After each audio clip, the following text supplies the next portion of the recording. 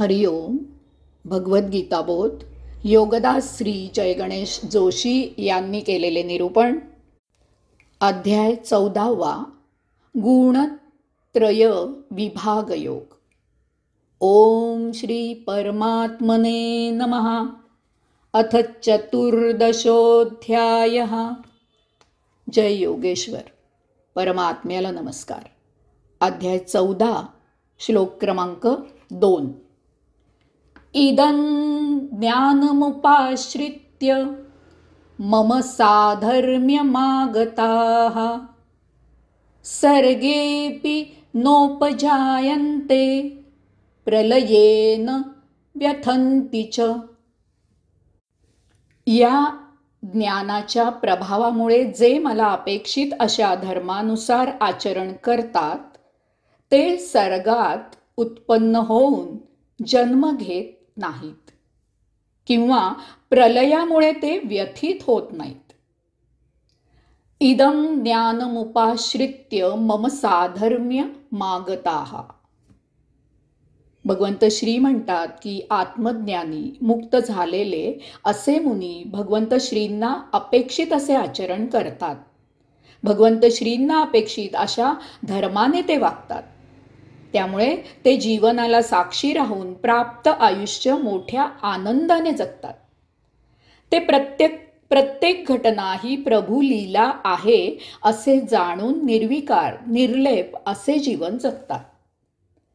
आपण जिथे असतो तिथे आपण आपल्याला कधीही जाणू शकत नाही.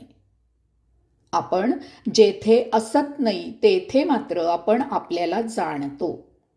वास्तवात आपण आत्मस्वरूप आहोत. आपण जर आपल्याला तेथे शोधायचा प्रयत्न केला तर आपल्याला तेथे आपण दिसत नाही.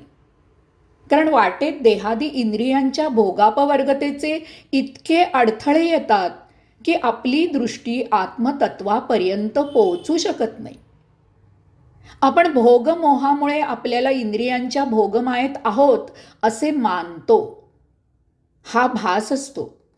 हा भास आपल्याला भोगापवर्गतेत ढकलतो. आपले मन आपल्याला सतत नाचवत असते. सर्गेऽपि नोपजायन्ते प्रलयेन व्यथन्ति च. परंतु जे मुक्तमुनी आहेत ते मनातीत झालेले असतात. ते आत्मप्रेरणेने आचरण करतात. ते आत्मज्ञानात स्थिर झालेले असतात. अशांना सर्गात विशिष्ट कालखंडात जन्म घ्यावा लागत नाही. असे मुनी महाप्रलयाचे वेळी विचलित होत नाहीत. ते आत्मज्ञानात स्थिर असतात. मुक्त आत्मे उपभोग तृप्त करायचे आहेत म्हणून देह धारण करत नाहीत. तसेच संचित भोग तृप्त करणे सद्य देहाला शक्य नाही म्हणून देह त्याग करत नाही. ते देह धारण करतात तो परमात्म्याने निर्माण केलेल्या सृष्टीचा साक्षी राहून आस्वाद घेण्यासाठी. यासाठी त्यांना प्रलयानंतर येथे जन्म घ्यायची सक्ती नसते. जे संचित भोगाने अतृप्त असतात अशांना ते संचित उपभोगून संपवण्यासाठी जन्म घ्यावा लागतो. परंतु मुक्त आत्मे त्यांच्या मर्जीने किंवा प्रभूने काही काम सांगितले तर येथे येतात आणि इच्छित कार्य झाले की स्वमर्जीने येथील अवतार समाप्त करतात. असे मुक्तात्मे येथील घटनांमुळे व्यथित होत नाहीत.